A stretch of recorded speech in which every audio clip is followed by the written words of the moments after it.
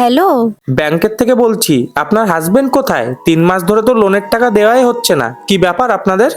আচ্ছা, ও তো কাজে গেছে, বাড়িতে নেই। ও আসুক, আমি বলছি। হ্যাঁ, আসলে ভালো করে বুঝিয়ে দেবেন। কালকের মধ্যে যদি টাকা না দেয় তাহলে কিন্তু আপনাদের বাড়ি ছাড়তে হবে।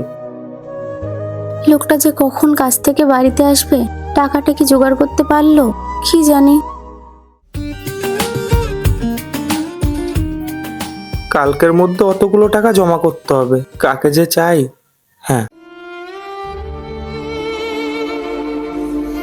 হ্যালো দাদা, আমাকে অগ্রিম কিছু টাকা দেয়া যাবে?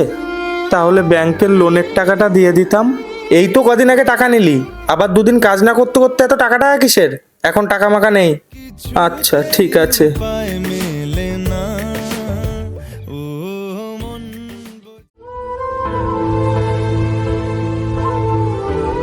কি গো, এসেছো তুমি?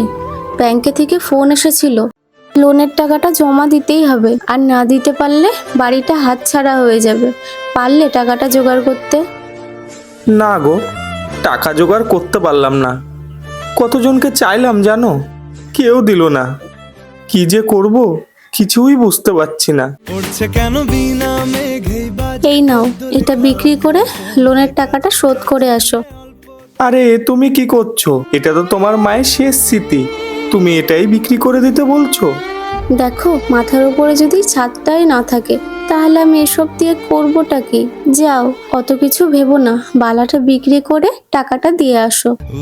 ও মন বোঝে না, বোঝে না।